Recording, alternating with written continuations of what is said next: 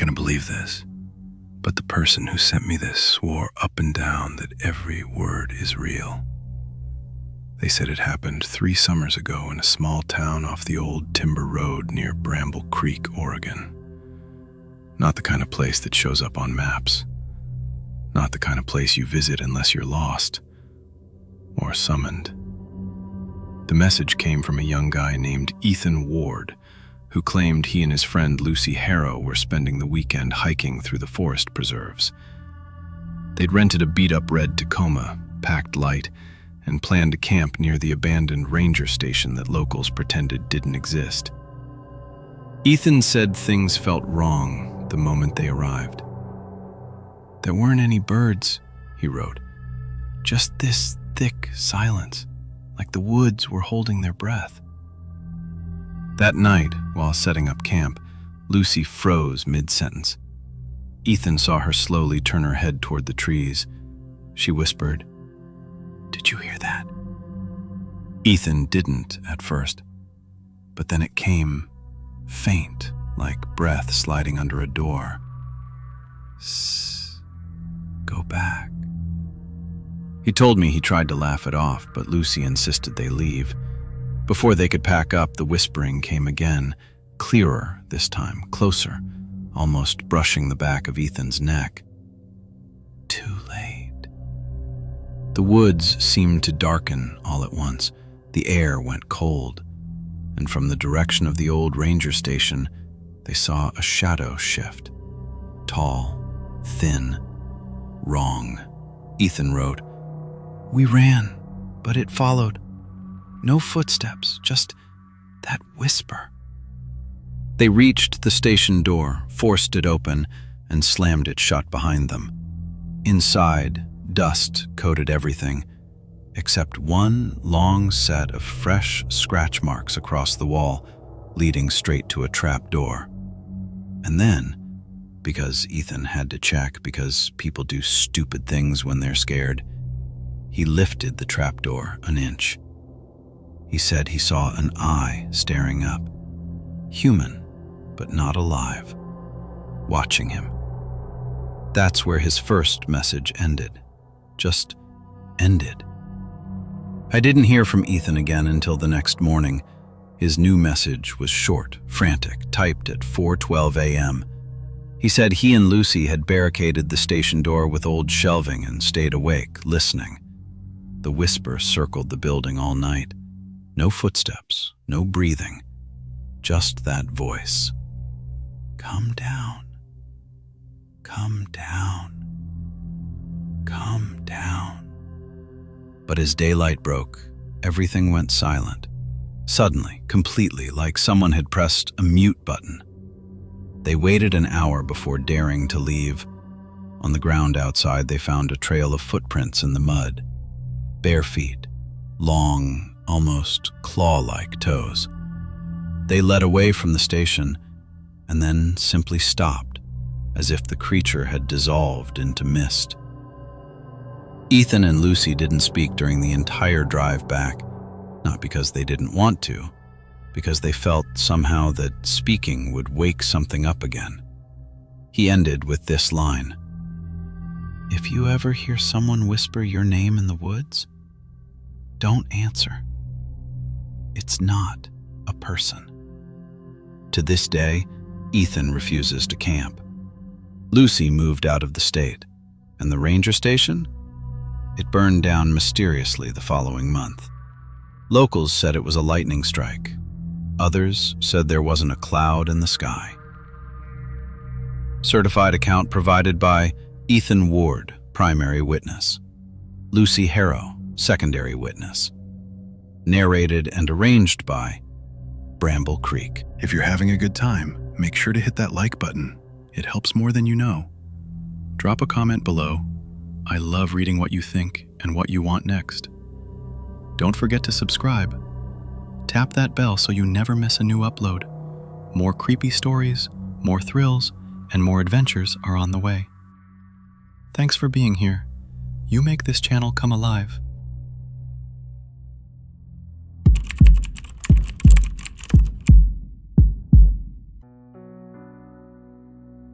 person who sent this swore it was true.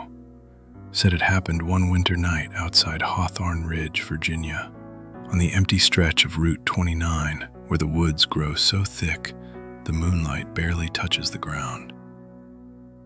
The message came from Mark Ellery, a paramedic who worked night shifts and claimed he'd seen just about everything the human mind could handle, except this. It was past 2 a.m. when Mark's ambulance rolled over a patch of black ice. They slowed, and that's when Mark saw her. A girl, barefoot, standing on the shoulder of the road in a thin white dress, her back turned toward the approaching headlights. Mark tapped the brakes. His partner, Jenna Ruiz, muttered, "No way she's real." When they pulled up beside her, the girl slowly turned her head. Her eyes were wide, glassy, not frightened, not crying, just empty. Mark stepped out of the ambulance. "Are you hurt?" he asked. The girl raised her hand and pointed behind him toward the woods. Then she whispered, "He's still out there." Before Mark could react, the trees rustled, a low, dragging sound like something pulling itself through wet leaves. The girl grabbed Mark's arm with ice-cold fingers. "If you go in," she said, "you won't come back." Jenna yelled for Mark to get inside the ambulance. The dragging sound grew louder, closer, guttural, hungry. Mark looked back at the woods. He swears he saw something crouched between the trees. Long arms, pale limbs, a jaw that opened too wide. And then the girl vanished. Gone. No footsteps, no breath, just mist curling across the asphalt. Mark and Jenna sped off, engine screaming, until Route 29 disappeared behind them. Mark radioed for backup, but when troopers searched the roadside, they found nothing. No footprints, no signs of a girl. But they did find long claw marks raked into the frozen mud leading from the tree line toward the road. Mark never saw the girl again, but sometimes, during late shifts, he says he hears her whisper in the back of the ambulance, "Don't stop on Route 29. And every winter, drivers report seeing a girl in a white dress standing alone by the woods, pointing into the darkness, waiting. Certification. Witnesses: Mark Ellery, Jenna Ruiz. Location: Route 29, Hawthorne Ridge.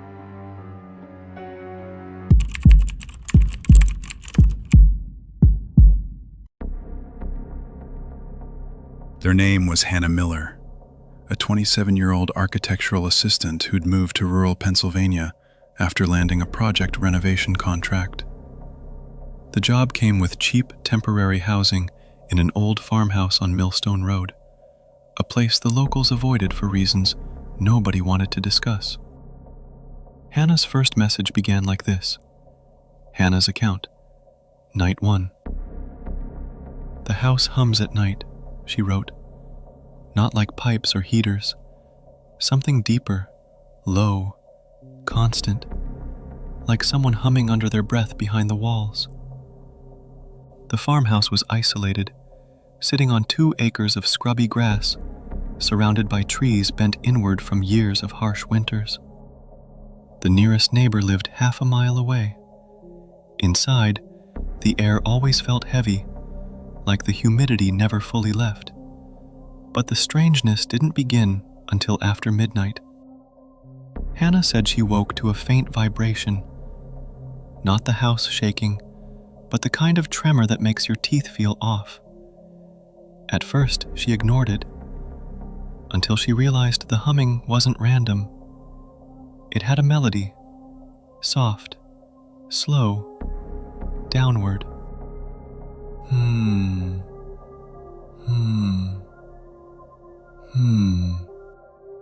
She followed the sound through the dark hallway. The hum seemed to be coming from beneath the floorboards of the front room, directly under the old wood stove that hadn't worked in decades. When she laid her ear against the floor, she heard something else under the humming. Fingernails, scraping, lightly, rhythmically. But when she grabbed a flashlight and checked the basement, it was empty. Dust everywhere, no footprints but her own. She sent me the last line of her first message at 2:17 a.m. The humming stopped the moment I turned on the basement light. I don't think it wants to be seen. Night 3. The voices. Hannah didn't write again until the third night. This time her message was longer, frantic. She said the humming had grown louder, vibrating picture frames on the walls. It didn't stay fixed under the living room anymore. It moved. She could hear it drift from room to room like someone pacing slowly underneath the floor. Then, around 3 a.m., the humming shifted into words. Not English, not any language she recognized, but definitely words, something speaking through the boards in a low, almost conversational tone. She pressed her hand to the floor, warm, like someone was touching her palm from the other side. That was when she heard footsteps upstairs, heavy ones, even though she was the only person in the house. She checked the second floor with a fireplace poker for protection. The footsteps stopped, but the attic door was open, though she swore she had closed it earlier. Inside the attic, she found drawings scratched into the wooden beams. Long, looping symbols that looked almost like a musical staff, except instead of notes, there were eyes carved into the lines. She sent me another message. The humming follows the symbols. They vibrate when it starts. Something is trying to come through. Night 5. The visitor. By the 5th night, Hannah hadn't slept. She wouldn't leave the house until her contract ended because breaking it would cost her the job. She claimed she began humming unintentionally while cooking, bathing, even while thinking.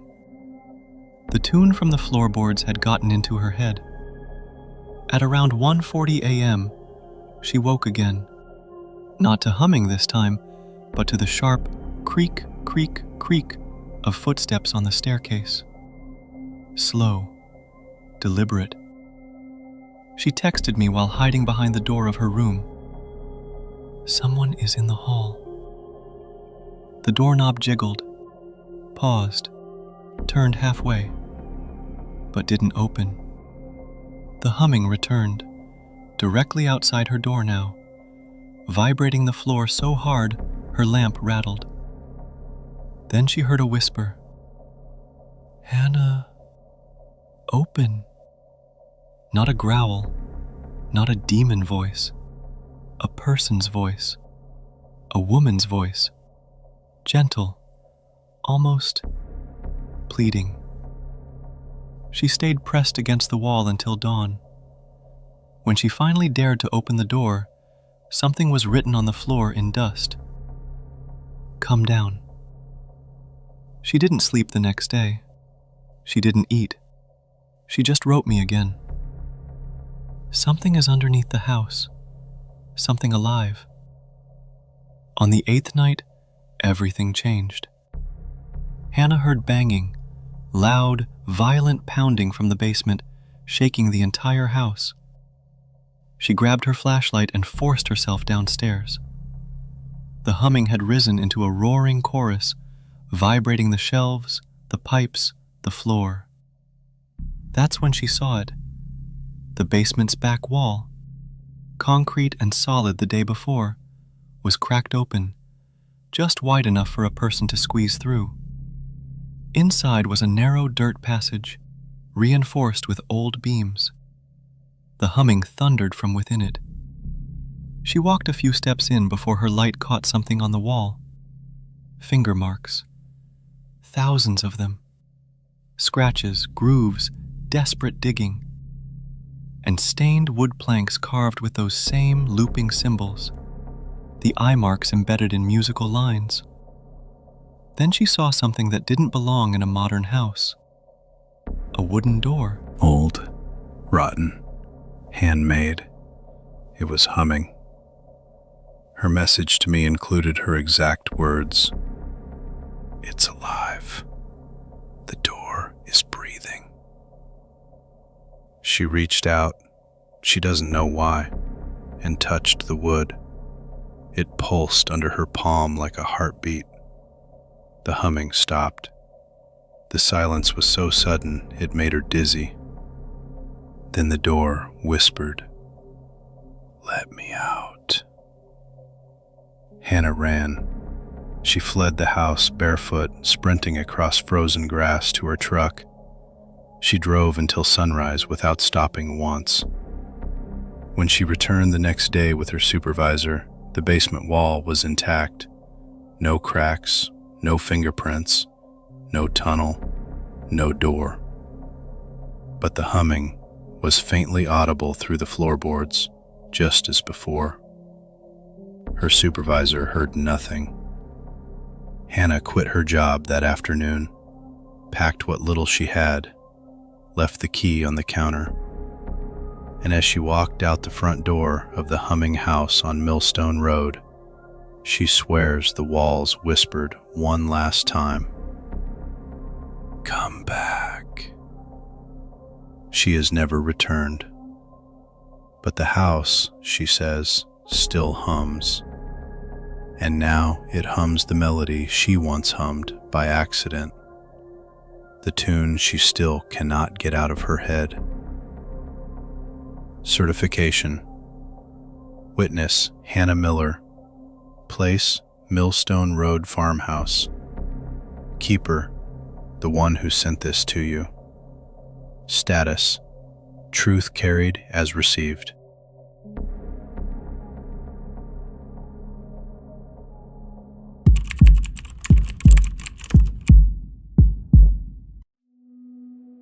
The person who sent this story warned me before I even opened it. Don't read this at night, and don't ever visit Ridgeway Hospital. It remembers people. Their name was Daniel Price, a 34-year-old urban photographer who documented forgotten buildings for a living. Factories, mills, asylums, anything that had been abandoned long enough to become interesting again. But the place he sent this story about had been abandoned for different reasons. Ridgeway County Hospital, Pennsylvania, closed in 1999 after a fire in the East Wing exposed decades of malpractice and patient abuse that the county tried very hard to bury. Daniel knew all this already, but he went anyway, alone. He shouldn't have. Daniel's account. The first hours inside. Daniel arrived at Ridgeway around 6 p.m., intending to shoot the blue hour lighting through the broken windows. He squeezed through a chain-cut hole in the back fence and entered through the emergency exit door, which hung warped on rusted hinges. The air smelled of mold and something metallic, the scent old hospitals never truly lose. He wrote, "The first thing I noticed wasn't the darkness. It was the quiet. Too quiet. Not even the wind came through the broken windows." He started in the reception area, overturned chairs, water stains, an old gurney rusted to the tile. His flashlight beam caught faded children's drawings taped to the walls. But the real trouble began when he entered Ward E, the long-term care unit. The moment he crossed the threshold, every fluorescent light overhead flickered once. All of them, even though the hospital had no electricity. He thought it was just settling metal. Then the lights flickered again, and again, until the entire hallway buzzed with faint, dying blue light. Daniel wrote, "It felt like the building woke up." The humming cart. Halfway down the hall, Daniel heard something that didn't belong in an abandoned building. A hospital cart rolling, slowly, steadily. At first he thought it was wind pushing debris, until he realized the wheels had rhythm, purpose. He ducked into a room and listened. Coming closer, he leaned out and shined his flashlight down the hall and saw a medication cart slowly emerging from around the corner, rolling on its own. Its drawers were rattling open and shut, as if someone unseen was searching for something inside it. Daniel took a single photo, hands shaking. The flash illuminated the cart, and for a split second, he saw the outline of a person behind it. A nurse's uniform, faded, burned, hollow-eyed. Then the lights flickered, and she was gone. The cart hit the wall and stopped. The voices in room 217. Daniel nearly left then, but curiosity pulled him deeper into Ward E. He wanted proof, something undeniable. That was his mistake. Room 217 looked ordinary, peeling paint, overturned nightstand, mildew on the ceiling. And yet the moment he stepped inside, he heard muffled voices, men and women, whispering, layered on top of each other like a crowd trying to speak through water. But the room was empty. He approached the bed frame. The whispers grew louder, more frantic, as if trying to warn him or beg him. He leaned closer, and then the mattress springs compressed, as if someone had just sat down right next to him. He bolted out of the room. The whispers followed. The elevator that shouldn't have worked. Terrified, Daniel headed toward the stairwell. He wanted out. But before he reached it, he heard a loud ding echo through the hall. The elevator. The elevator with no power. The doors slid open, groaning. Inside, the light flickered weakly, revealing the elevator floor smeared with dark, dried stains Daniel didn't want to identify. A weak, crackling voice sputtered from the decades-dead speaker. Going down. Daniel ran. He didn't care where, anywhere but the elevator. He sprinted through the darkest part of Ward E toward the fire exit sign glowing faintly from years of photoluminescence. But before he reached it, someone whispered directly in his ear, "Don't leave me." He swears he felt fingertips brush his shoulder. He didn't look back. He just ran. Daniel made it outside. He didn't stop running until he reached the fence, but when he turned back toward the hospital, the building's top-floor windows glowed faintly with blue light. Every window of Ward E illuminated. All except one. Room 217 stayed dark. He stared, frozen, and then the lights shut off, one by one, marching down the building like a sequence, until the hospital returned to darkness. Daniel didn't sleep that night, or the night after. 2 days later, he sent me his last message. I developed the photos. There's a woman in every hallway shot. Burn scars, uniform from the old Ridgeway staff registry. And in the picture of room 217, someone is sitting on the bed. He said he burned the pictures in a metal trash bin behind his apartment, but the smell of antiseptic still clings to his clothes no matter how many times he washes them. And sometimes, when he's alone, he swears he hears wheels rolling slowly across tile, like a cart, or a gurney, or someone coming to check on him. Certification. Witness, Daniel Price. Place, Ridgeway County Hospital, Ward E.